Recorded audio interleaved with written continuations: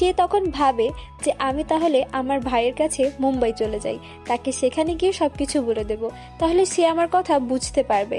তখন সে flight book করে মুম্বাই চলে যায়। আসলে সে সবকিছু ইনস্টাগ্রামে পোস্ট করেনি, তাই কেউ জানতেই পারেনি যে বেলা মুম্বাই যাচ্ছে। সেখানে পৌঁছানোর পরে সে তার একটা রিসর্টে যায়, কিন্তু সেখানে গিয়ে জানতে পারে যে তার ভাই সেখানে আসেনি এখনো। তারপরে বেলা সেখানে একটা রুম বুক করে এবং সেখানেই থাকতে শুরু করে। সে যখন বাথ নিচ্ছিল তখনই সে কারো চিল্লানোর আওয়াজ শুনতে পারে। সে বাইরে গিয়ে দেখে যে হাউসকিপিং এর একটা মেয়ে সেখানে বসে বসে ম্যাচ দেখছে আর চিল্লাচ্ছে। তখন সে মেয়েকে জিজ্ঞেস করে, এটা কিরকম ডিসগাস্টিং ব্যবহার, তুমি একজন হাউসকিপিং হয়ে কিভাবে একজন গেস্টের রুমে এরকম ভাবে আসতে পারো?